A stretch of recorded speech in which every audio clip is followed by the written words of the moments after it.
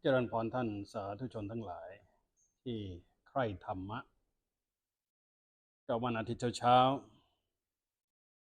ก็เราพยายามที่จะมาใช้เวลาของเราการมานั่งอยู่นี้ถือว่าเป็น quality time หรือเปล่าก็ไม่ได้ใจ เพราะว่าหัวข้อที่ตั้งไว้ quality time ถ้าเราดูจากภาษาอังกฤษไอ้ quality time การใช้ในภาษาอังกฤษเป็นภาษากุ๊กกิ๊กมันภาษาของพวกสาวๆหนุ่มๆสาวๆที่มีกำลังมีความรักก็คือสองคนนี้จะให้มี quality time ยังไง โดยเฉพาะถ้าให้แคบลงไปอีกมันเป็นสำนวนของผู้หญิงแต่ที่นี่คนผู้หญิงซะเยอะ มันเป็นสำนวนของผู้หญิงแต่ผู้ชายนี่ไม่เคยได้สนใจกับ quality time หรอกผู้หญิงบอกว่าทำไมเนี่ยไม่ได้อยู่ด้วยกันอย่างนี้ก็อยู่มาทั้งวันอ่ะอยู่ด้วยกันแล้วทำไมอ่ะ อะไรที่ทางผู้หญิงเขาก็อยากที่จะมีส่วนร่วมอยากที่จะให้มีแบ่งปันให้มีความอะไรที่ทำอะไรให้ร่วมกันนั่นก็คือในความหมายเนี่ยเรียกในภาษาอังกฤษเนี่ยเขาเรียกว่าความคำของความรักที่แสดงถึงความรักเนี่ยอาจจะเรียกว่า 4-5 คำนี้ยอดฮิตเนี่ยเขาเรียก quality time เป็นอันดับหนึ่งเพราะฉะนั้นถ้าในมิติของภาษาอังกฤษนั้น quality time มันเป็นเรื่องของอย่างที่บอกกุ๊กกิ๊กเป็นเรื่องของความเรียกร้องของผู้หญิงต่อผู้ชายแต่ผู้ชายบอกว่าก็ฉันก็ทำงานอยู่ด้วยกันเนี่ยทำไมจะต้องมี quality time ล่ะquality time คืออะไรล่ะอะไรอย่างเงี้ยแต่ในแง่ของพุทธศาสนาหรือในแง่ของเอเชียเราเนี่ย quality time เนี่ยอาจจะมีความหมายที่ต่างกันออกไปนะครับหรือเวลาการใช้ quality time ที่นอกเหนือจากไอ้กุ๊กกิ๊กเนี้ยถ้าเอามาใช้ในชีวิตจริงมันก็จะสะท้อนความเป็นจริงของพวกเราแต่วิธีการคิดของฝรั่งเขาคิดอย่างไรไม่ทราบทำไมเรียกว่า quality เพราะว่าแสดงว่า time เนี่ยมันมี quantity ด้วยหรือเปล่านะครับหรือว่าคนส่วนใหญ่มองว่า time มันคือ quantity มันจำนวนมากแล้วมันก็คือไร้ความหมายเพราะฉะนั้นเอาจำนวนมากเนี่ยเราพยายามที่จะเนี่ยร่อนเรื่องมาเหลือๆให้มันเป็นเวลาที่มันสำคัญต่อชีวิตเราจริงๆเราเรียกว่า quality time หรือเปล่าอันนี้ก็คือวิธีการมิติในการที่จะใช้คำหรือวิธีในการที่จะคิดตรงนี้บางทีพวกเราเนี่ยการใช้คำทั้งหลายแหละวิธีคิดของเราเนี่ยในภาษาไทยจะเรียกว่าอย่างไรแต่ภาษาอังกฤษเรียกว่า take for granted ก็คือเราก็เหมือนกับว่ารู้แต่ว่ารู้อะไรก็ไม่รู้หลายๆคำเราอาจจะไม่รู้เลยฟังมาผ่านไปก็ผ่านมาแต่ว่าความหมายที่แท้จริงคืออะไรเราไม่ได้รู้เลยเราก็จินตนาการเราก็มโนความหมายต่างๆขึ้นมาของเราเองตามที่เราเข้าใจซึ่งเป็นความเข้าใจที่คลาดเคลื่อนความเข้าใจที่ผิดหรือความเข้าใจที่ถูกได้และอันนี้ก็คือเนี่ยทำลายซึ่ง quality time ทั้งหมดเลยแต่นี้ใช้เวลาอย่างคุ้มค่าเพราะเวลาทุกคนมีจำกัดก็คงไม่ต้องมานิยามไม่ต้องมาอธิบายให้มากกว่านี้เพราะว่าทุกคนก็รู้ว่าเวลาคืออะไรและทุกคนก็มันเชสพยายามจะไต่ตามเวลาอันนี้คือวิธีการมองแบบวัฒนธรรมตะวันตกแต่ถ้าเรามองจากวัฒนธรรมตะวันออกอาจารย์รู้สึกว่าจะเคยพูดครั้งหนึ่งแล้วไอ้ตอนอะไรที่เรื่องอากาลิโกก็คือทางวัฒนธรรมตะวันออกนั้นเวลาเป็นเรื่องของปัญหาเวลาเป็นเรื่องของ relevancy หรือว่ากันง่ายๆเลยเวลาจริงๆมีอยู่ไหมอะไรคือเวลาถ้าเราพยายามจะมองตัวอย่างยังไงดีล่ะถ้าเรามองเวลาเนี่ยถ้าตามรากภาษาเนี่ยมันมาจากคำว่าวิกับคำว่าลาวิออกมาตอนหลังเป็นเวแล้วก็มาผสมกันเป็นเวลาเนี่ยความจริงวิตัวนี้มาจากคำว่าวินาศ ลามันแปลว่าในภาษาบาลีว่าถือยึดเพราะนั้นเวลาจริงๆในภาษาบาลีแปลว่ายึดเอาความพินาศเป็นหลักพวกเราก็โอ้โหเวลานี่สำคัญนักอะไรต่ออะไรเนี่ยให้ความสำคัญกับความวินาศเป็นหลักเพราะอะไรเพราะเวลานี่ก็คือวินาศพอผ่านไปมันก็ทำลายไปผ่านไปมันก็ทำลายไปผ่านไปมันก็ทำลายไปธรรมชาติของเวลาคือธรรมชาติของความการทำลายดังนั้นพุทธศาสนาหรือพุทธเจ้าท่านหลายบอกว่านี่อะไรมันมีภาษาบาลีง่ายๆอยู่คำหนึ่งที่เวลาพระเขาชอบมาเทศหรือยกมาเป็นบทนิเทศเวลางานศพคำแรกๆที่เขาจะขึ้นมาก็คือเนี่ยคโนวาอุปจคาอย่างเงี้ยคโนโวอุปจคาก็แปลว่าอย่าให้เนี่ยทุกขณะหรือทุกเวลานั้นผ่านไปโดยเปล่าประโยชน์เราก็จะย้อนเวลาพระสอนเราก็จะบอกว่าดูสิคนตายไปแล้วแต่ว่าเราทำอะไรอยู่เล่ากลับมาที่ตัวเราก็คือให้เห็นว่าเวลานั้นมันกินเราไปเรื่อยเหมือนกับพุทธภาษิตที่ว่ากาโลคัสติภูตานิเป็นต้นเนี่ยการเวลากินทุกสิ่งทุกอย่างและในที่สุดมันก็กินตัวของมันเองด้วยเพราะฉะนั้นเวลาเรามองจากมิติทางเขาเรียกว่าเนี่ยจิตวิญญาณหรือ spirituality เนี่ยมันคนละเรื่องกับเวลาที่เรามองทางวิทยาศาสตร์หรือทางโลกแต่เนื้อหาจริงๆแล้วมันก็น่าสนใจว่าแม้แต่เวลาที่มิติที่ทางวิทยาศาสตร์มองมันก็คืออย่างเช่นอะไรคนที่เขียนหนังสือเกี่ยวกับ time and space ที่ดังที่สุดและในเมืองฝรั่งเนี่ยมันคล้ายๆกับว่าถ้าไม่มีหนังสือเล่มนี้อยู่ในบ้านนั้นมันเฉยก็คือหนังสือของสตีเฟนฮอว์กินก็เคยเจอกันตอนที่เรียนอยู่ที่เคมบริดจ์เนี่ย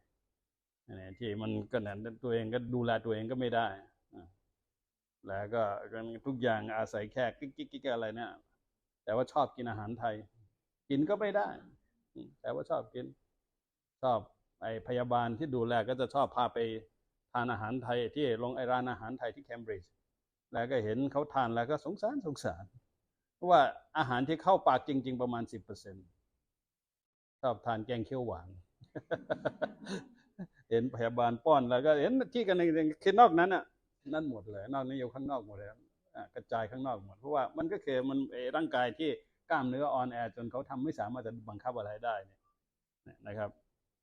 สตีเฟนฮอว์กินชื่อหนังสือเรียกว่าอะไร time and space อะไรสักอย่างนะครับซึ่ง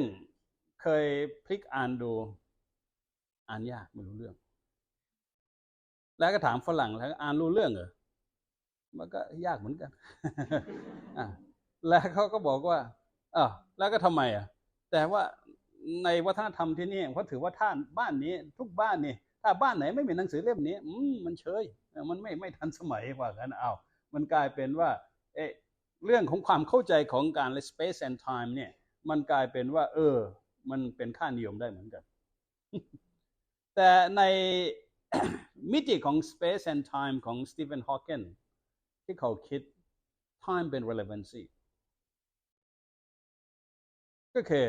มันจะต้องมีอีกตัวอย่างอีกตัวหนึ่งหรือว่ามันต้องมีอะไรขึ้นกับอะไรสักอย่าง relevant ก็คือต้องขึ้นกับอะไรเราเหมือนกับในพุทธศาสนาบอกว่า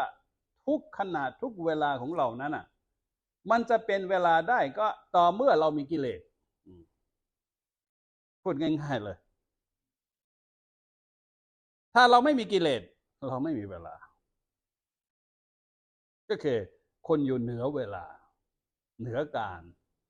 อมตะธรรมพระนิพพานแล้วเรียกว่าอมตะธรรมก็คือธรรมแห่งไม่ตายอาการละธรรมที่เรียกว่านี่ไม่มีการเวลาแต่การเวลานี่มันเป็นเรื่องของคนมีกิเลสดังนั้นพวกเราเนี่ยยังเป็นคนมีกิเลสหนา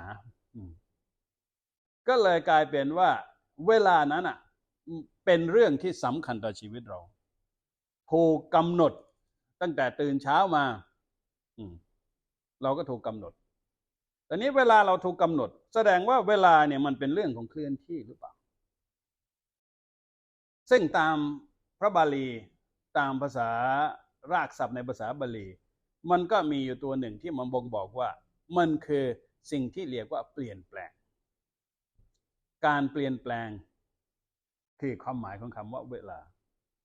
แต่ว่าเวลาเราก็เปลี่ยนแปลงเนี่ยมันก็มีสองวิธีในการที่จะมองอะไรคือเปลี่ยนตัวเราเปลี่ยนหรือว่าตัวข้างนอกเราเปลี่ยน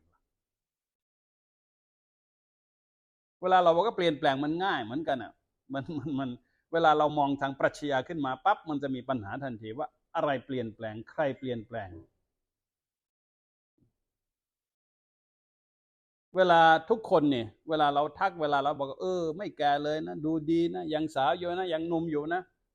จากมิติไหนอ่ะจริงๆแล้วตั้งแต่เราเกิดเนี่ยมันก็เสื่อมใช่ไหมคำว่าชราเนี่ยไม่ได้แปลว่าแก่ชราเนี่ยรากภาษาในภาษาบาลีแปลว่าเสื่อมพอตั้งแต่เราเกิดมามันก็เสื่อมนะครับเหมือนกับว่าเปิดของเนี่ยพอเปิดปั๊บ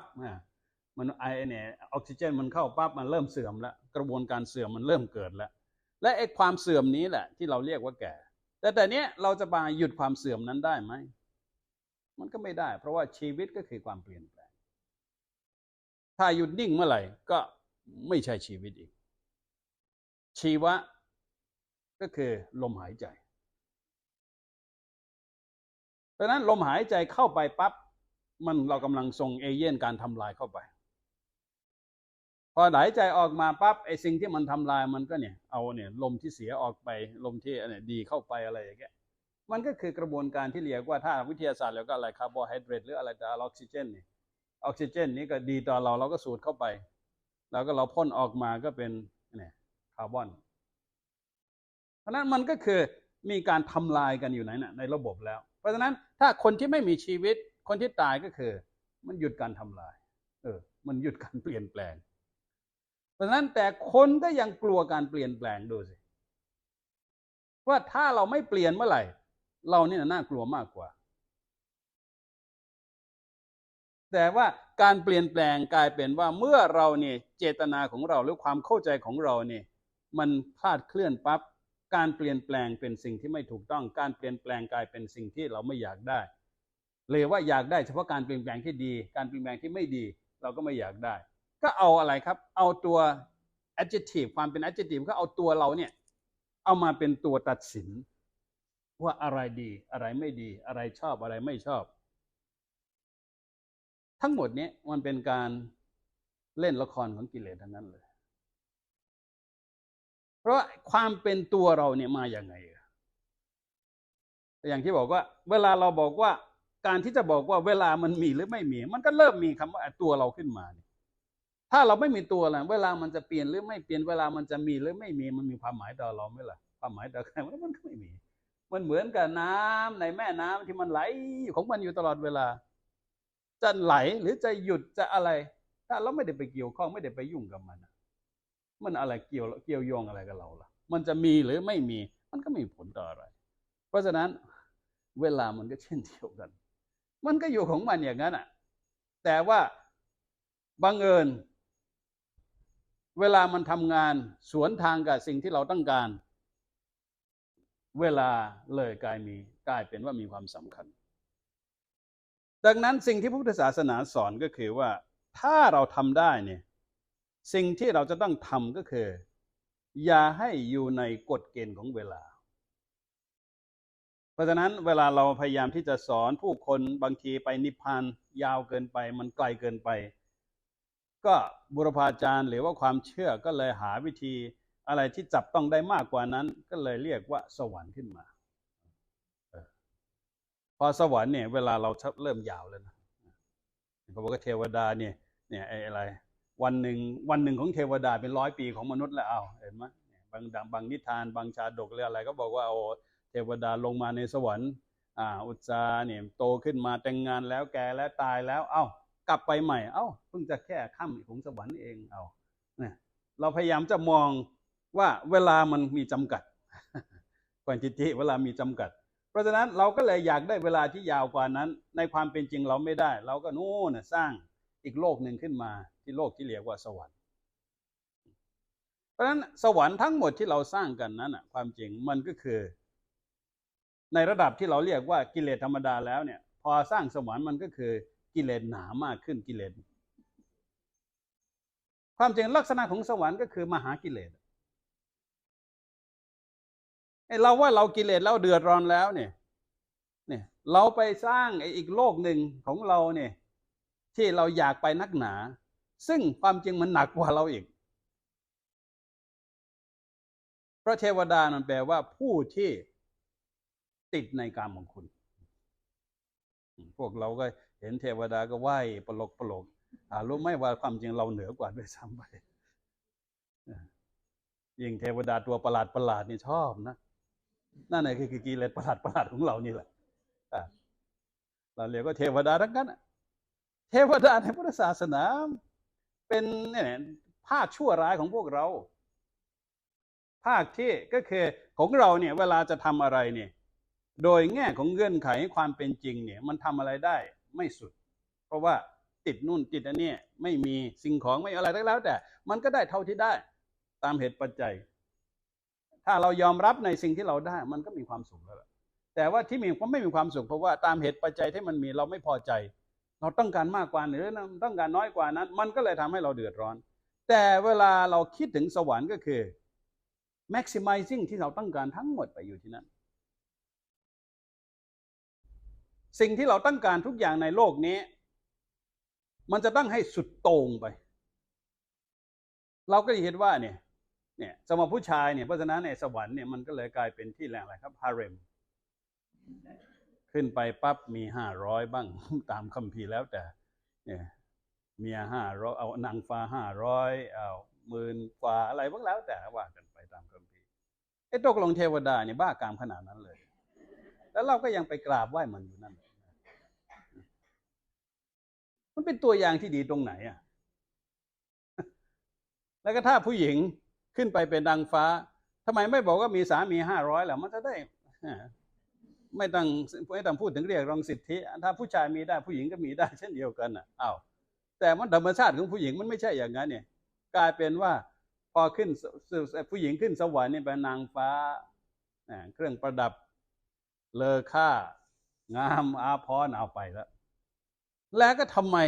ในสวรรค์จะต้องลากเอาเนี่ยเพศสภาพของผู้ชายและผู้หญิงในโลกนี้ไปด้วยเล่า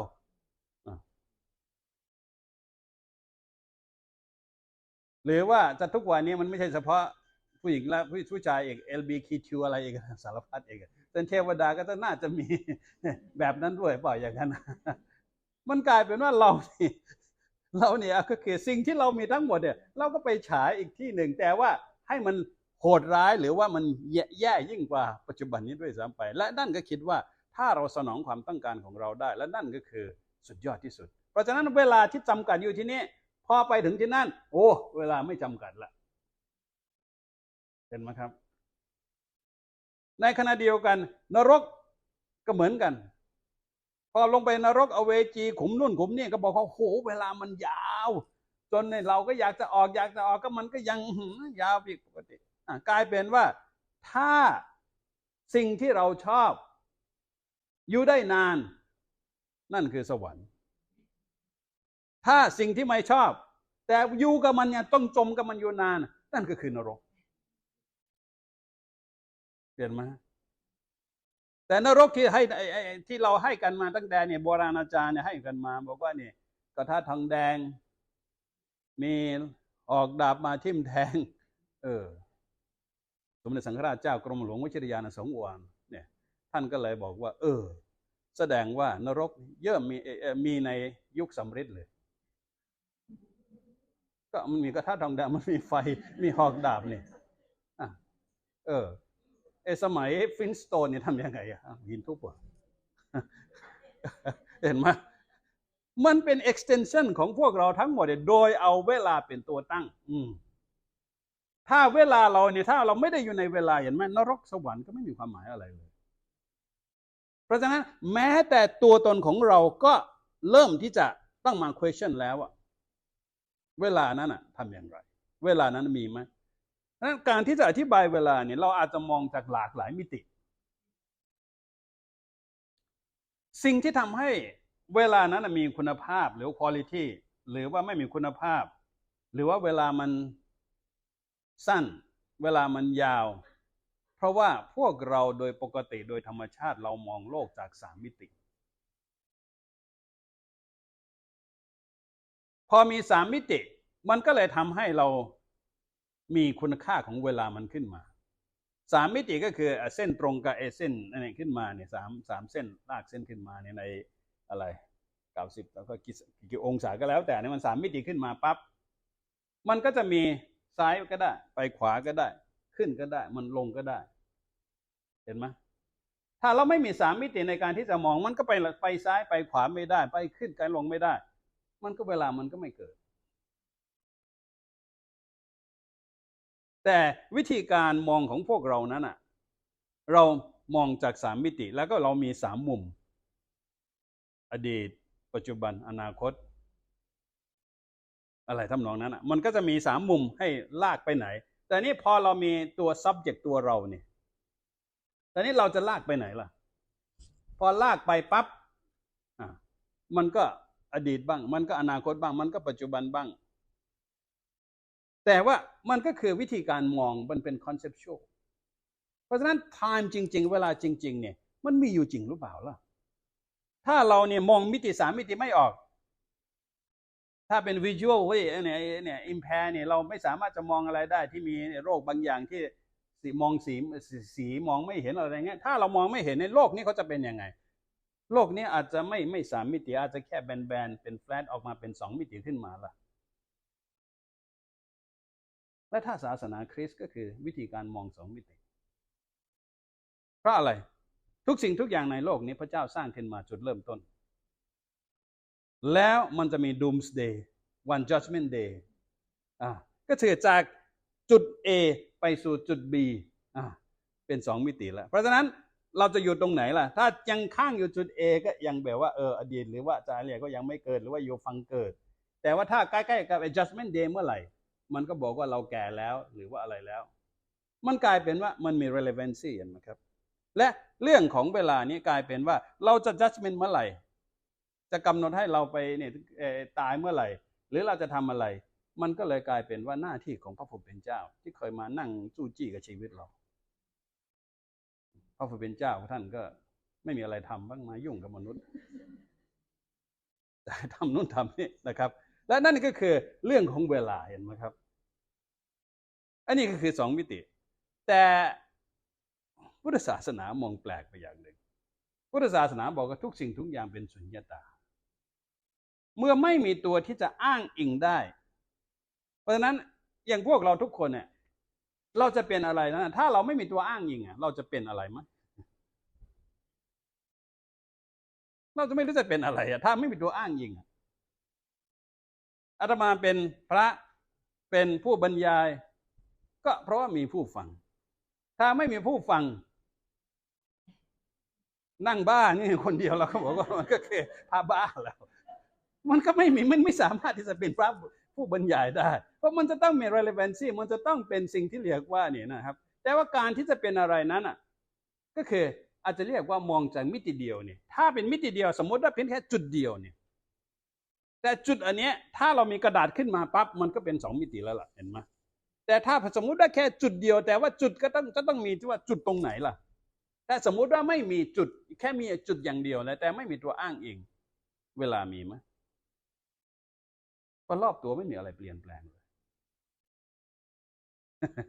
นะครับเพราะฉะนั้นวิธีการมองเวลาเนี่ยอาจจะให้ง่ายที่สุดหลักวิธีการง่ายๆก็คือถ้าแบบศาสนาคริสต์ที่มีศาสนาที่มีพระเจ้าเขาจะมองจากจุด A ไปจุด B มันเป็น2 มิติและมันมีการเคลื่อนไหวตรงนั้น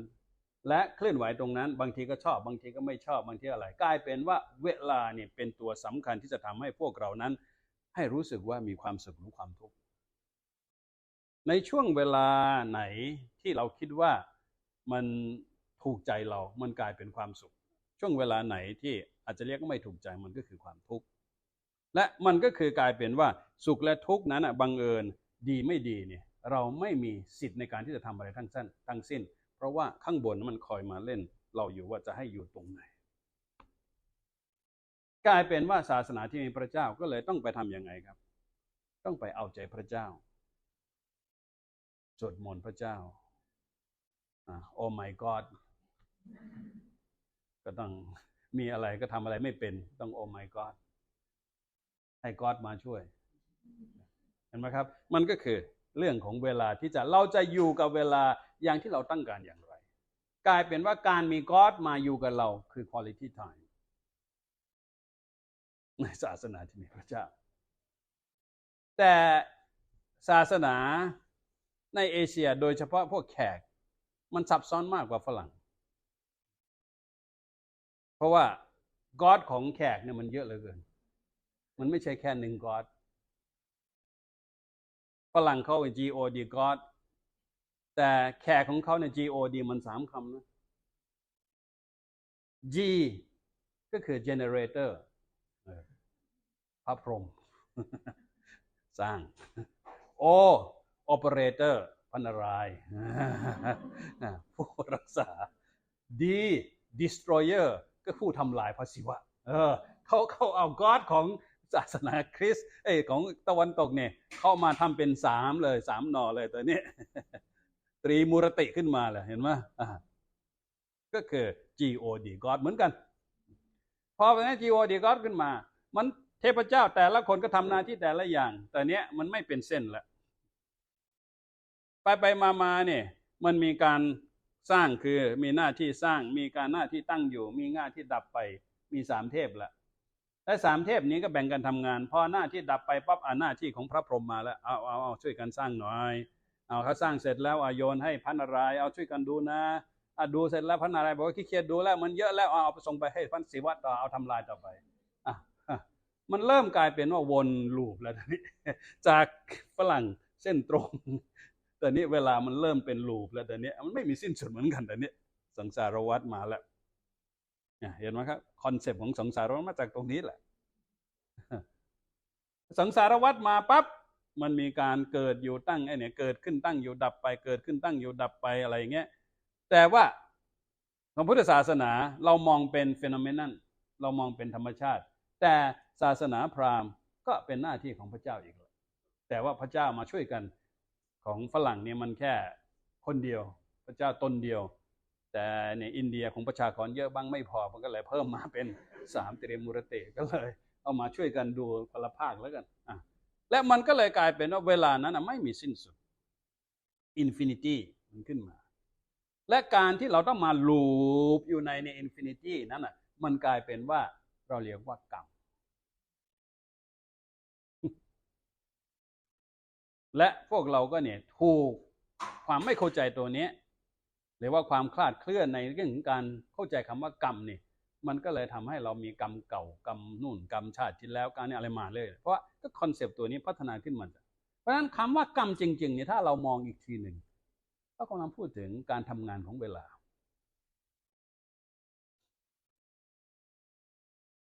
เพราะฉะนั้นแค่เวลาเนี่ยนะครับเราจะมองจากมิติไหนแต่นี้พอมาถึงพุทธศาสนาศาสนาหนึ่งมองเป็น2 มิติศาสนาหนึ่งเนี่ยมองเป็นวนเวียนหาจุดจบไม่ได้แล้วแต่นี้พุทธศาสนาเลยมองบอกว่าสิ่งเหล่านี้มันไร้สาระพระพุทธเจ้ามาแปลกใหม่ตัวนี้ท่านก็เลยบอกว่าเพราะว่าสิ่งเหล่านี้พวกมนุษย์เราเนี่ยเราสร้างกันขึ้นมาเองเพราะว่าอันที่หนึ่งมันต้องมีตัวที่จะมาบัญญัติตัวที่จะมาบอกว่าอะไรการที่เราจะบัญญัตินั้นมันต้องมีตัวเทียบก็ต้องมีอะไรเราเรียกว่ากลางวันก็เพราะมีกลางคืนถ้าไม่มีกลางคืนเนี่ยเราจะเรียกอะไรจะเรียกกลางวันจะเข้าใจไหมทุกอย่างเนี่ยเราบอกว่าสว่างมันก็ต้องมีถ้าไม่มีมืดสว่างเราก็นึกภาพไม่ออกความดีก็ถ้าเราไม่มีความชั่วให้เปรียบเทียบก็นึกภาพไม่ออกถ้าสมมติว่ามีแต่ดีตลอดเนี่ยเราจะเรียกดีไหมเนี่ยมันเป็นเรื่องปกติของคนถ้ามันผิดปกติจากตรงนั้นเมื่อไหร่เราบอกว่าไม่ดีเพราะฉะนั้นอย่างเช่นการที่เราเรียกว่ารักษาศีลเนี่ยมันจะไม่ใช่เป็นความดีอะไรหรอกศีลมันแปลว่าปกติ แต่พวกเราเนี่ยผิดปกติอยู่ตลอดเวลาไปศีลเลยกลายเป็นว่ามันเป็นเรื่องดีต้องจำเป็น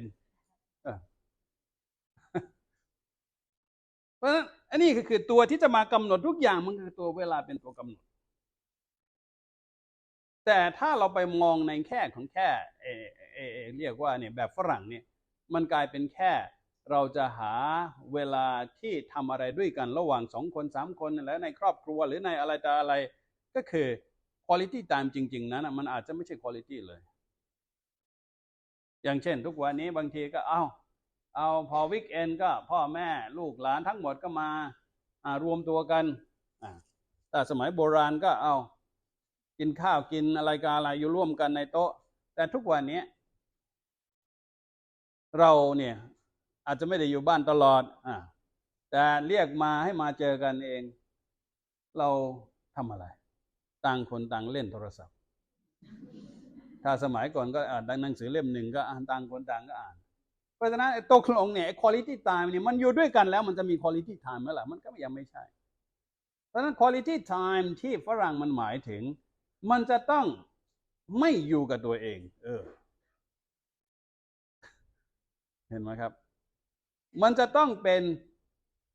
เวลาที่เรามีความสุขหรือว่ากิจกรรมร่วมกับคนอื่นมันถึงจะเรียกว่า quality time แต่พอมาในพุทธศาสนาเนี่ย quality ของtime ของเราบางทีบอกว่านั่งหลบหลีกไปไหนเข้าไปในป่าในถ้ำนั่งภาวนาอยู่คนเดียวเราก็เรียกว่า quality time แล้วแต่ว่า quality time ในภาษาอังกฤษที่ใช้ในสำนวน quality time จริงๆนั้นไม่ใช่อย่างนั้นในสำนวนของฝรั่งนั้นมันจะเริ่มจากเนี่ยการที่เราเนี่ยใช้เวลาของเราให้ได้ประโยชน์มากที่สุดและประโยชน์ตรงนี้มันก็คือประโยชน์ตนประโยชน์ผู้อื่นและประโยชน์ในแง่ของผลประโยชน์มี3ประโยชน์มาร่วมกันประโยชน์ตนเราได้อะไรและการที่เราได้ตรงนี้คนอื่นได้อะไรประโยชน์ผู้อื่นและสิ่งที่เราทำหรือกิจกรรมที่เราทำนั้นมันเป็นประโยชน์แต่ตนและคนอื่นไหมก็คือตนคนอื่นและงานมันจะตั้ง3แฟกเตอร์ตัวนี้เอามาให้มันได้บาลานซ์เราเรียกว่า quality time เพราะฉะนั้นในเอเชียเราเนี่ยก็ขยายจากเนี่ยกุ๊กกิ๊กเป็นเรื่องของคู่รักออกมาเป็นเรื่องของครอบครัวแต่ทุกวันนี้ก็หายากแต่ทุกวันนี้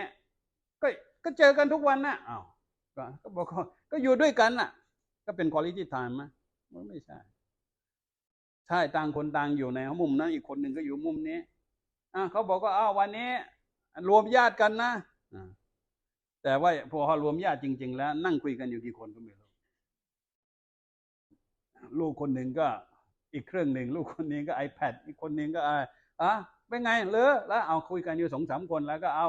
กว่าจะรวมกันให้มากินข้าวก็กินข้าวก็ไม่ได้กินนั่งดูถ้าไม่มีกับข้าวข้างเคียงให้ดูเนี่ยอาหารตาไม่มีก็กินไม่ได้อีกอาหารหูไม่มีก็กินไม่ได้อีกก็ต้องมาเนี่ยสนองกิเลสอยู่ตลอดเวลาและมันก็เลยทำให้ทุกวันนี้เขาเรียกว่า quality time มันหายากเพราะฉะนั้นสิ่งที่พระพุทธเจ้าสอนก็คือว่าให้เราเข้าใจว่าเวลามันสั้นเวลามันมีการเปลี่ยนแปลงเพราะว่าความเป็นตัวตนของเรานั้นเรามีตัวอ้างอิงถ้าไม่มีตัวอ้างอิงเลยไม่มีปัญหาอะไรเลยสมมติว่าเราอยู่ในกลางทะเลกลางทะเลเลยมหาสมุทรมองฝั่งทางไหนก็มองไม่เห็นเราก็ไม่มีเข็มทิศด้วยแล้วก็พายไปพายมาเรารู้ว่าพายไปทิศไหนก็ไม่รู้พายไปทิศไหนมันก็วนอยู่ตรงนั้นแหละเพราะฉะนั้นมันต้องมี relevancy เพราะฉะนั้นถ้าเรามีมองเห็นภูเขาตัวนิ่งอยู่ตัวแม่น้ำเนี่ยหรือว่าทะเลที่เราขยับเขยื้อนอยู่ปุ๊บเราก็รู้ว่าเรากำลังขยับไปข้างหน้าหรือขยับไปข้างหลังเห็นไหมครับถ้าเราไม่มีตัวให้ตัวเปรียบเทียบขึ้นมาปั๊บเวลาไม่มีเหมือนกับว่าเวลากลางวันกับกลางคืนมันก็มีการเปลี่ยนแปลงของการหมุนเวียนของโลกและเราก็ไม่ได้หมุนตามหรือว่าถ้าเราก็หมุนตามอยู่ตลอดเวลาเนี่ยนะครับยุคหนึ่งที่เครือจักรภพอังกฤษเนี่ยเขาบอกว่าประเทศของเขาเนี่ยก็คือเนี่ย พระอาทิตย์ไม่เคยตกอย่างนี้ก็คือเขาวิ่งตามพระอาทิตย์ตลอดเวลาเพราะฉะนั้นของเขาเนี่ยไม่มีคำว่ามืดเลยอย่างเงี้ยแต่ว่าเราอยู่นิ่งโลกมันหมุนตัวหนึ่งนิ่งตัวหนึ่งเดินเวลาจะเกิดขึ้นเพราะฉะนั้นการมีอยู่ของเวลานั้นอ่ะเขาเรียกว่า illusionary มันเป็นมายาและมายาตัวนี้เป็นมายาที่มีผลต่อการดำรงชีวิตการคิดการเรียนการทำอะไรก็แล้วแต่ทั้งหมดความสัมพันธ์ที่เราสร้างขึ้นมาในชีวิตเรามันก็กลายเป็นมายาดังนั้นวิธียังไงทำอย่างไรล่ะเราจะใช้เวลาให้เกิดคุ้มค่าแต่การที่เราคิดว่าคุ้มค่าตัวนี้แหละมันก็คือผิดแล้วล่ะเพราะว่าแสดงว่ามีกิเลสแล้วล่ะแสดงว่าเราไม่ recognize เวลาตอนนี้คุ้มค่าหรือยังล่ะหรือว่ามีเวลาที่คุ้มค่ามากกว่านี้ไหมถ้าเรามีเวลามากคุ้มค่ามากกว่านี้จากเนี่ยตอนนี้มานั่งฟังผู้ช่วยจาว่ามีค่าอาจจะเท่ากับว่า10 บาทตีเป็นราคาถ้าฟังจาวาดอาจจะมีค่าเท่ากับ100 บาทไหมเพราะฉะนั้นมันก็คำว่าคุ้มค่าในคุ้มขนาดไหนแล้วยังไงล่ะเห็นไหมมันทุกอย่างเนี่ยเราถูกหลอกวิธีการมองเป็น illusionary มันเป็นมายาหมดเลยเราทุกอย่างเราถูกหลอกจากไอ้คำว่าเวลาทีเดียวพอเวลาขึ้นมาอะไรดีกว่าอะไรเลวกว่ามันก็เกิดขึ้นเพราะฉะนั้นการที่จะทำให้เราจะใช้เวลาให้มากที่ใช้เวลายังไงให้มันประโยชน์มากที่สุดคืออย่าไปมองกับเวลาที่ชาวบ้านเขาเข้าใจแต่ถ้าเราเข้าใจในมิติของเวลาที่เรียกว่าแบบรากศัพท์ของมันเนี่ยนะครับแบบรากศัพท์มันที่เขาแยกคำไว้เนี่ยนะครับนี่วินาสังลาตีติเวลารากศัพท์ของมันนะครับก็คือผู้ถือเอาความเสื่อมเรียกว่าเวลาก็คือไปยึดอยู่กับไอ้ความเปลี่ยนแปลงอยู่ตลอดเวลาและนั่นก็คือเกิดเวลามันเกิดขึ้นถ้าสมมุติว่าเราไม่ได้สนใจเราก็มองว่าเนี่ยความเสื่อมเป็นเรื่องธรรมดาละชราธรรมโบมิเรามีความแก่เป็นธรรมดาชรังอนัตติโตล่วงความแก่ไปไม่ได้เราก็ซ่องทั่วสวดอยู่ทุกวันแต่ไม่เคยมาพิจารณาตัวเองไหมพอสวดเสร็จมันก็เหี่ยวแล้วนะเว้ยตั้งหากไม่มาเพราะฉะนั้นนะครับไอ้สิ่งที่ไหนคำเตือนพวกนี้ก็คือเขาบอกว่าให้ไอ้สิ่งเหล่านี้มันก็ต้องเปลี่ยนอยู่ตลอดเวลาถ้ามันเปลี่ยนอยู่ตลอดเวลาเนี่ยถือเอาเนี่ยความเปลี่ยนแปลงนี่เป็นเรื่องปกติขึ้นมาปั๊บก็คือเข้าใจเวลาและนั่นก็คือน่าจะเป็นความหมายที่ว่าเนี่ยใช้เวลาให้คุ้มค่าก็คืออยู่กับปัจจุบันให้ได้แต่ว่าพวกเรานั้นไม่อยู่กับปัจจุบันและปัจจุบันจริงๆเองมีไหมล่ะ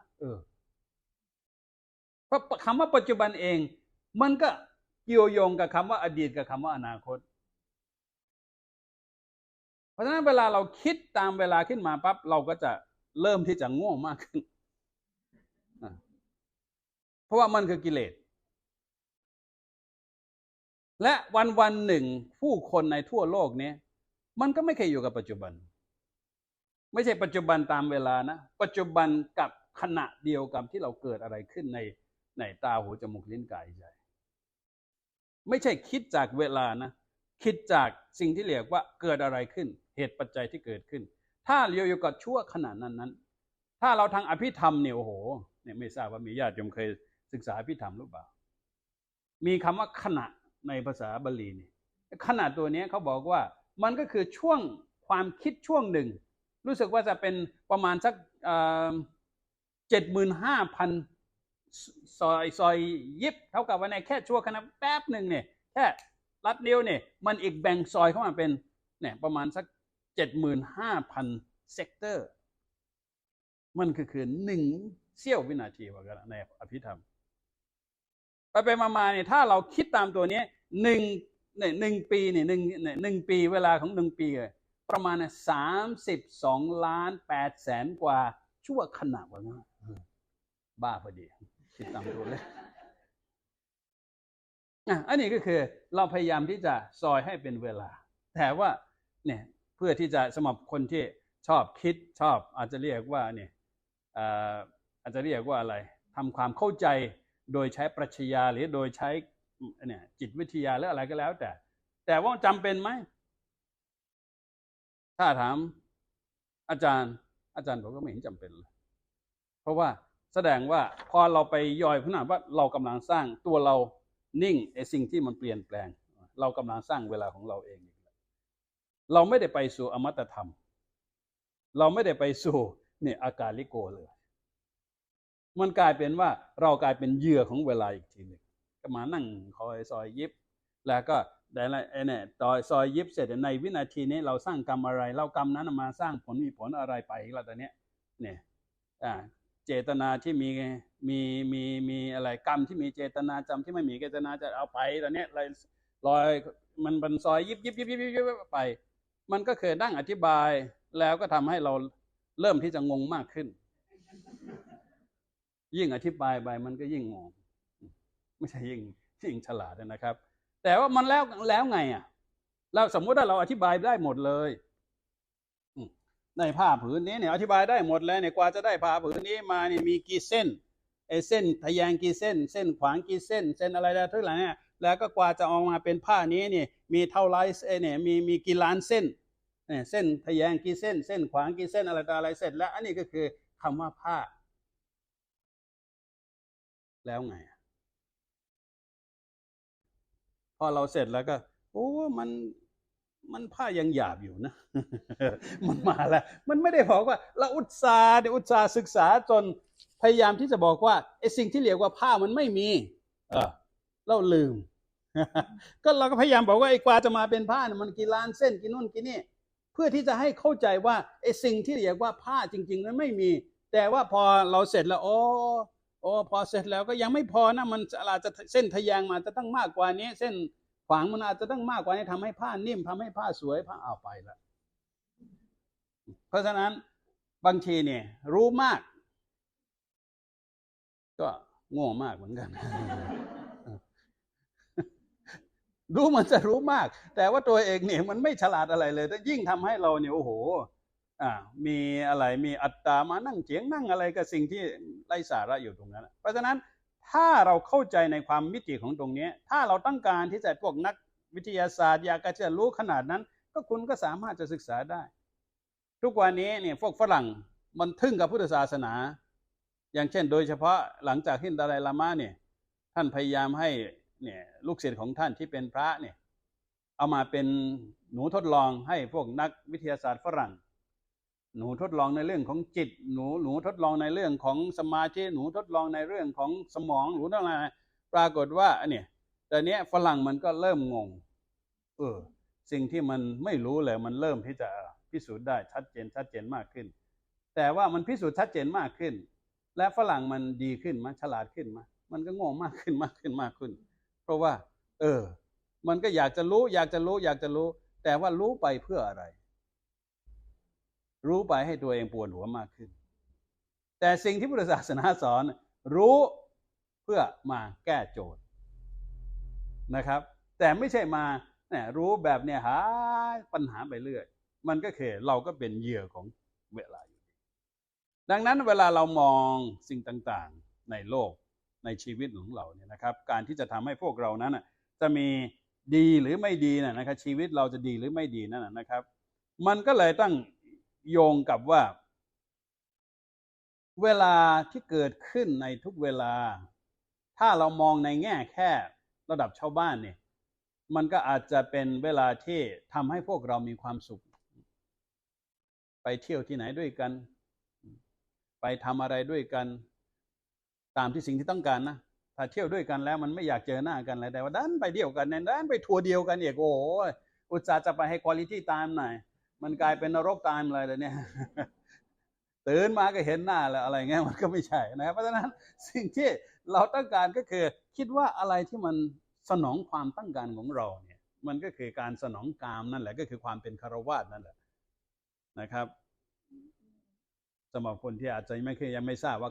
คารวาสหรือคฤหัสถ์คืออะไรนะครับคารวาสจริงๆเนี่ยโดยทั่วไปมันก็พูดง่ายนะครับผู้ครองเรือน householder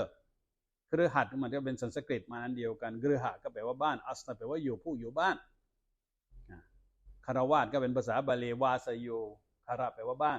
แต่ในภาษาบาลีนั้นบางเอิญนั่นน่ะคำว่าบ้านนั้นมันเป็นสิ่งที่น่าเกลียดน่ากลัวเหลือเกินว่าบ้านแปลว่าที่เสพกามที่หลังไหลของกิเลสเพราะฉะนั้นคำว่าคารวาสก็คือผู้ที่อยู่ด้วยการเสพกามหรือว่าผู้ที่อยู่กับกิเลสถ้าเราไม่มีกิเลสเป็นตัวเชื้อเพลิงเราก็ไม่เป็นผู้เป็นคนแบบนี้เพราะฉะนั้นความเป็นคารวาสนะจะเป็นคารวาสได้จะต้องมีกิเลสเพราะฉะนั้นถ้าคารวาสก็เลยบอกว่าคารวาสเป็นพระอรหันต์ได้ไหมเนี่ยคำยอดฮิตเลยเพราะว่าไหนพระก็บอกว่าไม่ได้พระบอกว่าคารวาสเป็นพระอรหันต์ไม่ได้ก็แสดงว่าในพุทธศาสนาก็เลือกสิวะไอ้คนนี้ได้คนนี้ไม่ได้เห็นไหมครับมันไม่ได้เกี่ยวกับความเป็นนะครับภาวะของเพศเลยแต่คารวาสตรงนี้หมายถึงตราบใดที่คุณมีชีวิตอยู่ด้วยกิเลสคุณก็ไม่เป็นพระอรหันต์คุณจะใส่เสื้อผ้าเป็นพระก็ตามจีวรก็ตามก็เนี่ยไม่ได้ใส่เสื้อผ้าอะไรก็ตาม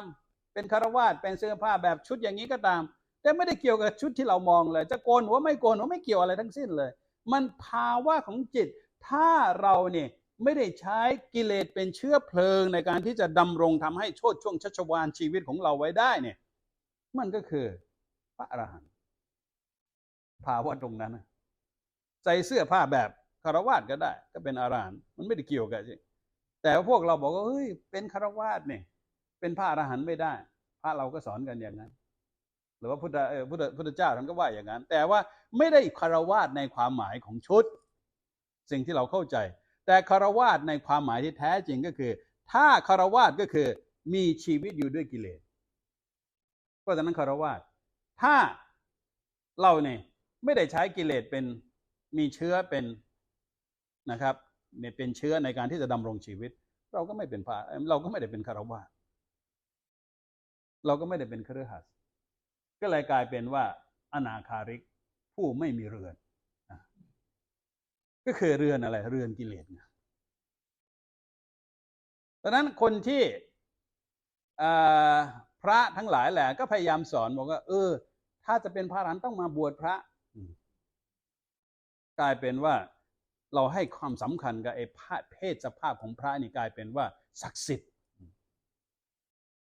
ไม่ใช่เราเห็นตามท้องถนนเนี่ยความศักดิ์สิทธิ์นี่แหละทำชั่วร้ายเยอะแยะไปในข่าวเยอะแยะไปมันไม่ศักดิ์สิทธิ์หรอกการใดเพราะว่าคำว่าบวชพระเนี่ยมันไม่ได้หมายถึงว่าบวชแบบอย่างนี้ก็บวชก็คือปวชะปะทั้งหมดวชเว้นทุกอย่างเว้นอะไรเว้นการเสพกามหรือว่าการใช้กิเลสเป็นตัวเชื้อเพลิงเห็นไหมมันไม่ได้เป็นภาวะที่เรามองเห็นชัดๆอย่างนี้มันคือภาวะของจิตใจทั้งนั้นเพราะฉะนั้นเวลาเราบอกว่าบวชก็คือผู้ที่ไม่เอาหรือว่าไม่เดินตามเส้นทางของการใช้กิเลสเป็นเหยื่อก็คือคฤหัสถ์ถ้าพวกเราเนี่ยตราบใดที่ใช้เนี่ยตาหูจมูกลิ้นกายเนี่ยเป็นเครื่องมือในการที่จะสนองความต้องการของตัวเองตลอดเวลานั่นคือคฤหัสถ์ดังนั้นเวลาบวชพระเราก็เลยบอกว่าต้องปฏิเสธต้องเว้นทุกอย่างวชเว้นปะทั้งหมดบวชเว้นทุกอย่างก็คือทำยังไงล่ะอินทรีย์สังวรชีวิตพระมันก็เลยต้องมาสำรวมตาหูจมูกลิ้นกายซึ่งตรงกันข้ามกับความเป็นฆราวาสแต่ทุกวันนี้แม้จะเป็นบวชพระใส่จีวรแล้วไม่ได้สังวรตาก็ยังล็อกแรกอยู่บิณฑบาตก็มีที่ไหนญาติโยมใส่อะไรโอ้เจ้านั้นดีกว่าพูดอาจจะผ่านไปวิ่งนั้นมันก็คือไม่ได้ไปสังรวมอะไรเลยเห็นไหมครับเพราะฉะนั้นถ้าเรารู้ความหมายอย่างนี้นะครับ มันก็คือกระบวนการก็คือถ้าเราตราบใดที่ฆราวาสอยู่อยู่ด้วยกิเลสเมื่อไหร่และกิเลสตัวนี้ก็คือเวลาเป็นตัวกำหนดให้เราว่าดีไม่ดีชอบไม่ชอบแต่นี้ถ้าเราสำรวมอินทรีย์เมื่อไหร่ก็คือช่างหัวมันไม่ใช่เรื่องของเราเห็นไหมครับตาเรามีแทนที่จะไปยุ่งกับเรื่องชาวบ้านก็ยุ่งเรื่องตัวเราสิและวันนี้เราได้ทำอะไรที่เป็นประโยชน์แก่ตัวเราเองวันนี้เราได้ทำอะไรที่เป็นประโยชน์ให้แก่ผู้อื่นวันนี้เราได้ทำอะไรที่เป็นชิ้นเป็นอันออกมาเป็นผลงานถ้าเราเอามากลับมาดูตัวเราเองเมื่อไหร่มันก็เริ่มที่จะใช้เวลาตัวนั้นเริ่มเอามาเป็นเครื่องมือพัฒนาตนเองแต่ชีวิตเรานั้นไม่ทำอย่างนั้นขึ้นมาตื่นมาปั๊บส่องชีวิตชาวบ้านฟังเรื่องชาวบ้านนะครับก็เลยตัวตนของเราเนี่ยมันก็ไหลไปตามกระแสกิเลสนั้นมันก็เลยทำให้พวกเรานั้นไม่สามารถจะควบคุมตัวเองให้ได้และการที่เราควบคุมตัวเองได้ตัวเองไม่ได้มันกระแสอะไรผ่านไปมันก็พัดพาเราไปมันก็กลายเป็นว่าเราไม่มี quality time เราเลยไม่สามารถจะควบคุมเวลามันได้แต่ว่าถ้าเราปล่อยให้สิ่งที่มันไหลไปสิเราไม่ไปเกี่ยวข้องกับมันสิเวลาเราไปใน7-Eleven หรือว่าตามห้างจำเป็นจะต้องเห็นนู่นเห็นนี่อันเดียวเนี่ยจำเป็นจะต้องซื้อทั้งหมดไหมนะครับช็อปโปฮอลิกอะไรเนี่ยนะครับจะต้องซื้อทั้งหมดไหมก็ไม่เห็นจะต้องเนี่ยก็เราก็ดูก็เฉยๆได้เนี่ยวางเฉยๆได้เนี่ยเขามีเหล้าขายเขามีบุหรี่ขายเนี่ยเพื่อให้คนไม่ให้ซื้อเขาอุตส่าห์เนี่ยทำอะไรจะน่ากลัวเราคนจะเตือนไว้แล้วมันเป็นอันตรายต่อชีวิตในซองบุหรี่ก็เอาภาพน่าเกลียดน่ากลัวมาใส่คนซื้อมันก็ไม่เห็นสนใจไม่เห็นเป็นประโยชน์อะไรเลยคนเล่ามันก็ทุกคนก็รู้ว่าเนี่ยเล่าเนี่ยน้ำเปลี่ยนนิสัยอย่างงู้นอย่างเงี้ยคนก็ยังไปซื้ออีกนั่นแต่ถ้าเรารู้ตัวล่ะเราจะไปโทษไอ้คนที่ผลิตสิ่งเหล่านั้นไหมมันอยู่ที่ตาเราถ้าตาเราสามารถที่จะอินทรีย์สังวรได้เมื่อไหร่ก็มันก็คือยาเสพติดมันก็คือเนี่ยเป็นยาพิษเพราะฉะนั้นเราก็ไปยุ่งเพราะฉะนั้นใครจะไปยุ่งก็เป็นเรื่องของเรามันก็จะกลับมาที่การที่จะทำให้เวลาของเราเนี่ยเริ่มมีคุณค่ามากขึ้นและการที่เรามาเริ่มมีคุณค่ามากขึ้นพยายามที่จะมาพฤติกรรมวิธีการคิดอาจจะทำดีทางกายทางวาจาทางใจขึ้นมามากเมื่อไหร่และสิ่งนั้นมันเท่ากับว่าเรากำลังสวนกระแสกับสิ่งทั้งหลายที่มันกำลังเปลี่ยนแปลงอยู่ตลอดเวลาในการที่เราสวนกระแสนั้นทางพุทธศาสนาเรียกว่า quality time ทำอะไรหรือยังดังนั้นเวลาเราไปงานศพก็ตามเวลาพระไปเทศในงานศพก็ตามพระทั้งหลายเนี่ยส่วนใหญ่ก็จะเน้นพุทธภาษิตเหล่านี้ว่าเวลาทุกเวลามันผ่านไปเวลานี้แต่ตัวคุณเนี่ยทำอะไรอยู่สร้างประโยชน์คุณจะสร้างประโยชน์อะไรเป็นหลักนะครับอโมคังชีวสังกยิราพึงกระทำวันแต่ละวันนี้ไม่ให้ว่างเปล่านะครับอัปเปนะบหูเนอัปเปนะบหูเกนะว่าให้ได้อะไรบ้างไม่มากก็น้อยเห็นไหม quality time ของพุทธศาสนาเป็นอย่างนี้ว่าเราเนี่ยทุกสิ่งทุกอย่างเปลี่ยนตลอดเวลาถ้าเราเปลี่ยนตามเมื่อไหร่นะครับเราก็เป็นเหยื่อของมันเพราะฉะนั้นเราชนะด้วยการที่ทำอะไรที่ไม่เหมือนกันและกลับมาดูซิว่าตัวเราเองทำอะไรไปบ้างว่าเวลามันเราบังคับไม่ได้เวลาและวารีเนี่ยมันบังคับไม่ได้มันเปลี่ยนไปเรื่อยแต่ว่าสิ่งที่ทำให้เราไม่เปลี่ยนก็คือจิตใจของเราเนี่ยถ้าเรานิ่งเมื่อไหร่จิตใจของเราเนี่ยถ้ามันสงบเมื่อไหร่และนั่นก็คือภาวะที่ทางพุทธศาสนาสอนคำสอนทั้งหมด 84,000 พระธรรมขันธ์เพราะฉะนั้นเป็นคำสอนที่ ทวนกับเวลามันก็เลยทำให้พวกเรานั้นยากต่อการเข้าใจธรรมะเพราะพวกเรานั้นมันวิ่งอยู่กับเวลาและเวลาที่มันวิ่งไปตัวกิเลสที่มันวิ่งไปมันเร็วกว่าสภาพความเป็นจริงของเราด้วยมันก็เลยเราก็เลยวิ่งเหนื่อยแต่วิธีการก็คือถ้าจะวิ่งให้มันสปีดเท่ากันสิครับถ้ามันกิเลสวิ่งอยู่เท่าไหร่เราก็กิเลสวิ่งอยู่สปีด100เราก็ท่าสปีด100ด้วยมันจะมีความหมายมากนิ่งกันทั้งสองฝ่ายเลยเลยก็คือให้เรารู้เท่าทันมันความหมายตรงนี้ง่ายๆก็คือให้เรารู้เท่าทันถ้าเราไม่รู้เท่าเราก็เป็นเหยื่อแต่ถ้าเรารู้เท่าทันกิเลสมันเมื่อไหร่เวลามันก็หายแวบและการที่ไม่มีเวลานั่นแหละทางพุทธศาสนาเรียกว่าเวลาที่มีคุณภาพเพราะว่าเป็นสิ่งที่เรากำหนดชะตาชีวิตของเราเองได้ไม่ต้องรอเทพเจ้าไม่ต้องรอเทพเจ้ารูปเดียวองค์เดียวหรือว่าหลายองค์หรือไม่ต้องไปสนใจยุ่งอะไรเลยเพราะเราจะเป็นเทพเจ้าของเราเองที่สามารถจะกำหนดชะตาชีวิตของเราเองได้เป็นคนที่สร้างกรรมก็คือสร้างเวลาของเราเองได้เพราะฉะนั้นอดีตก็ไม่ได้สำคัญอะไรอนาคตก็ไม่สำคัญอะไรเพราะอดีตมันผ่านมาแล้วเพราะว่าบังเอิญเนี่ยมันมีตัววิ่งกับตัวนิ่งอยู่พอเทียบจากตรงนั้นแล้วมันอดีตผ่านมาว่ามันก็ทำอะไรได้ละถอยหลังก็ไม่ได้นะครับอย่างเงินทองเนี่ยเราสามารถที่จะเก็บได้เวลาเก็บได้ไหมเราเอาเวลาเนี่ยฝากไว้ที่ธนาคารสักหน่อยเอามันไม่ได้มันผ่านไปแล้วทำอะไรไม่ได้และอนาคตมันก็ไม่รู้ว่ามันยาวนานเท่าไหร่และมันก็ไม่มีนัยสำคัญถ้าเราสามารถที่จะเข้าใจและตัดกิเลสได้เดี๋ยวนี้เราก็เป็นคนที่ไม่มีเวลาเป็นอากาลิโกเป็นอมตะธรรมเราอยู่เหนือการเวลาขึ้นมาทันทีเรียกว่าเป็นพระอรหันต์เรียกว่าเป็นพุทธะเรียกว่าเป็นภาวะนิพพานอะไรก็ว่ากันไปนะครับและนั่นก็คือทางพุทธศาสนามองไม่ใช่เป็นกิจกรรมที่เกิดขึ้นมาทำร่วมกันระหว่างผู้ที่เรารักกันผู้ที่เราชอบใจกันเท่านั้นแต่ว่าสิ่งที่เราทำนั้นมันจะต้องเป็นสิ่งที่พัฒนาจิตใจพัฒนาตัวตนที่แท้จริงของเราได้และการพัฒนาตัวนั้นจะวัดได้ก็ต่อเมื่อผู้ความเป็นผู้เป็นคนของเรามันจะต้องอาศัยผู้คนอื่นเพราะฉะนั้นเราสร้างประโยชน์อะไรแค่ประโยชน์ตนแล้วเราสร้างประโยชน์เท่าไหร่กับคนอื่นบ้างในฐานะที่เป็นพ่อแม่ทำอะไรให้กับลูกทำอะไรให้กับสามีภรรยาทำอะไรให้กับบริษัทก็ว่ากันไปนะครับและสิ่งที่เราทำนั้น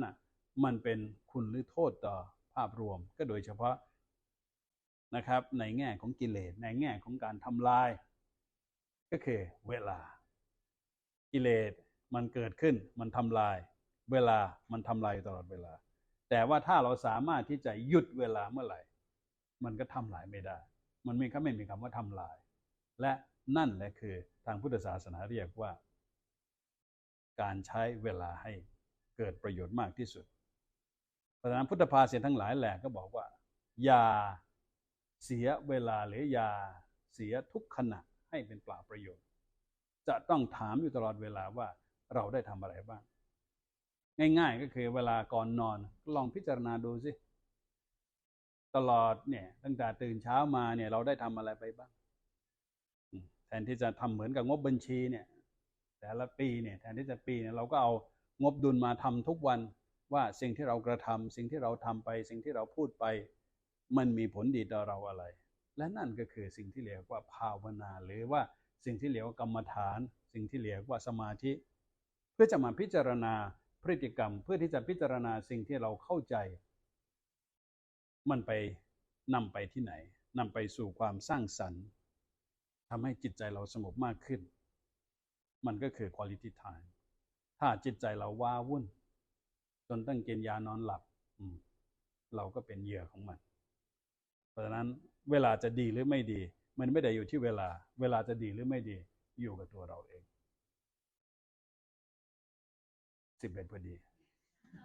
เวลามากำหนดพอดี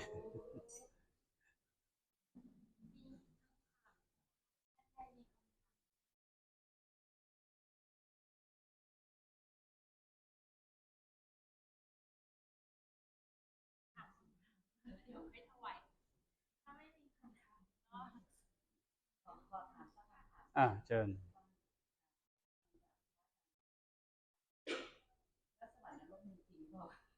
ทำให้รู้สึกอย่างเป็นการเวลาที่เขาสร้างขึ้นแล้วสวรรค์นรกมีจริง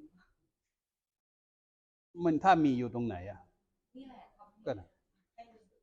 ก็เมื่อกี้บอกแล้วเนี่ยสวรรค์เนี่ยเราก็เป็นคนสร้างขึ้นมาไม่ใช่เลยสวรรค์เนี่ยมันแปลว่าเป็นสันสกฤตนะสวรกะเนี่ยถ้าเป็นออกแบบภาษาแขกก็คือสวรกะก็คือถ้าเป็นภาษาบาลีมันก็คือสุอากะสุแปลว่าดีอากะแปลว่าเลิศดีเลิศเพราะฉะนั้นเมื่อเป็นดีเลิศมันจะเป็น adjective หรือว่าเป็น noun ครับ adjective ถ้า adjective การจะใช้โดดๆได้ไหมหรือว่ามันจะต้องมี subjective มันต้องมี subject ใช่ไหมมันถึงจะมีไอ้เนี่ยมันต้องมี noun ใช่ไหมมันจะต้องมี adjective ได้มันต้องมี subject ใช่ไหมมันจะต้องถ้าเราเนี่ยไม่มี subject และ adjective จะมีความหมายไหมเพราะฉะนั้นถ้าเราไม่มีตัวเราเองไม่มีสวรรค์และนรกมันจะมีความหมายไหมเห็นไหมครับเพราะตัวเรามีเราก็ไปสร้างขยายขึ้นมาสิก็ทำบุญแปลว่าอะไร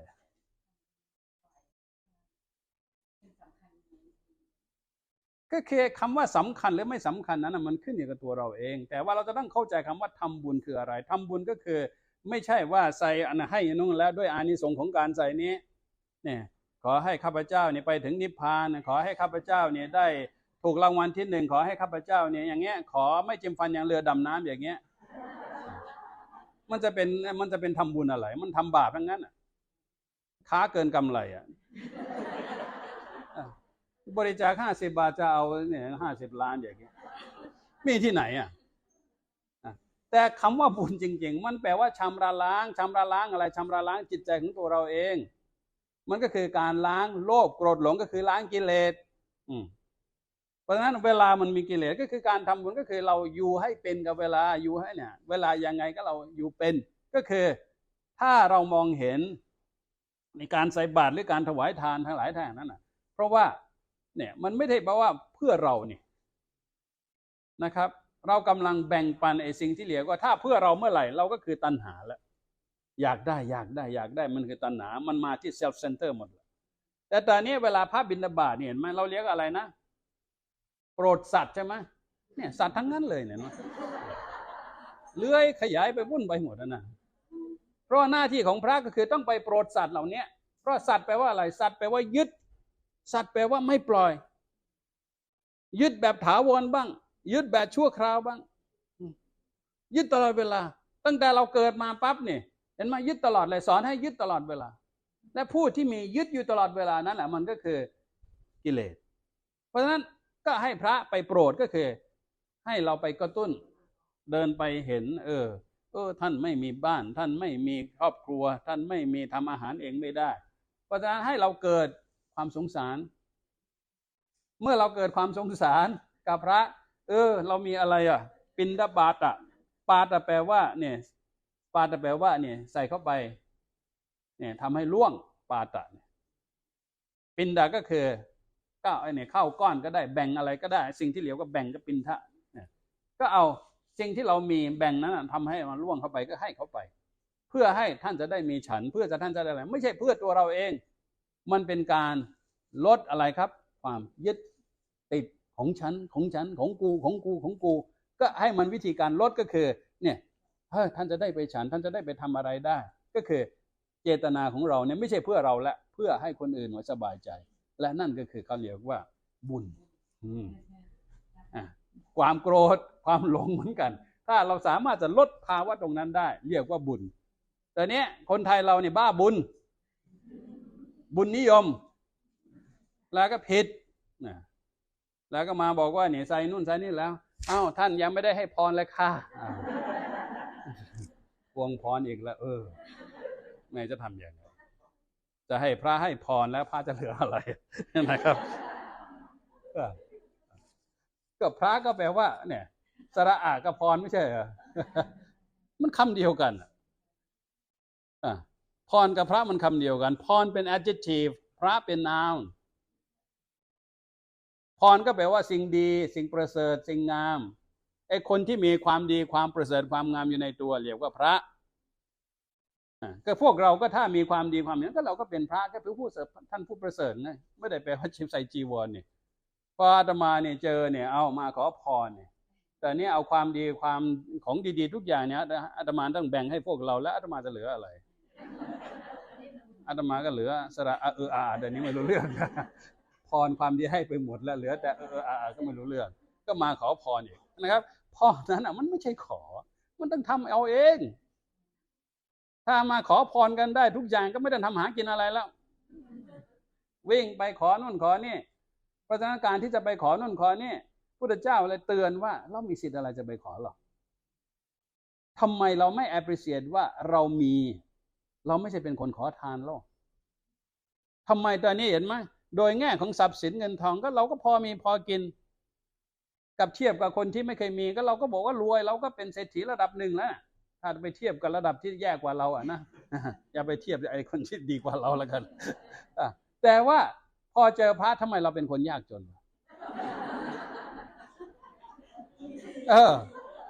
กลายเป็นว่าขอแบขอเลยมันกลายเป็นพิขาจารไปเลยเพราะฉะนั้นนั่นก็คือเราไม่เข้าใจเห็นไหมเราต้องเข้าใจว่าเราบทบาทอะไรเราทำอะไรและการขอนั้นมันไม่ถูกต้องนะครับขอเนี่ยไม่มีเป็นไม่ได้เราต้องทำแทนที่จะขอเนี่ยมันจะต้องเป็นอธิษฐานอธิษฐานก็คือตั้งใจไม่ใช่ขอเราอธิษฐานภาษาเราก็โหอธิษฐานขออีกแหละเห็นไหมภาษาบาลีอธิษฐานแปลว่าตั้งมั่นตั้งใจคือเฟิร์มและทำมันจะนั้นเฟิร์มตัวนี้มันก็คือในความหมายหนึ่งก็คือความอะไรความเพียรพยายามความอดทนเราจะเรียกอะไรมันคือคำเดียวกันทั้งนั้นคุณยมสังเกตไหมความเพียรกับความอดทนมันคำเดียวกันแต่เราจะมองจากมิติไหนแค่นั้นเองแต่นี้สิ่งเหล่านี้เนี่ยความตั้งใจมันคือคำเดียวกันทั้งนั้นแต่จะมองจากมิติไหนแค่นั้นเพราะนั้นถ้าเราทำอย่างนี้ขึ้นมามันก็คือการพัฒนาศักยภาพของตัวเองและการบรรศักยภาพของตัวเองในสิ่งที่ทำให้เราลดกิเลสทั้งหลายแหละโลภโกรธหลงได้เมื่อไหร่และนั่นก็คือคำทำบุญเนี่ยไม่ใช่มาถวายนู่นถวายนี่ถวายนี่แล้วก็เนี่ยไม่รู้ได้บุญหรือเปล่าก็ไม่รู้พระก็เดือดร้อนนะถวายของมาเนี่ยกุฏิเล็กไปแล้วของมันเยอะขึ้นไม่ทำอะไรก็อยู่พระอยู่รูปเดียวจะสารอะไรยาสีฟันก็เนี่ยท่านนี้ถ้าสมมติว่ายาสีฟันถวาย10หลอดอาตมาจะใช้หมดเมื่อไหร่เนี่ยสร้างภาระให้พระเองเห็นไหมเพราะฉะนั้นทำบุญเองเนี่ยมันก็คืออะไร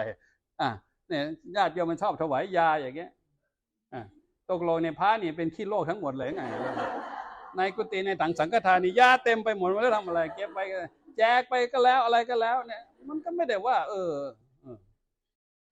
ทุกทีเนี่ยมาดูทีก็เอาพอเคลียร์กุฏิสักทีเนี่ยยาทั้งหลายแหล่เนี่ยหมดอายุทุกทีไม่เคยได้ใช้สักทีเลยเห็นไหมครับตกลงเนี่ยได้บุญไหมเนี่ยคือสบายใจมันรู้สึกกันนั่นแต่เราก็ต้องฉลาดในการที่จะทำบุญอย่าโง่บุญอย่าบ้าบุญบุญก็ต้องเป็นกุศลนะครับกุศลแปลว่าฉลาดเราจะต้องรู้จักฉลาดในการที่จะทำด้วยมันถึงจะมีประโยชน์นะครับ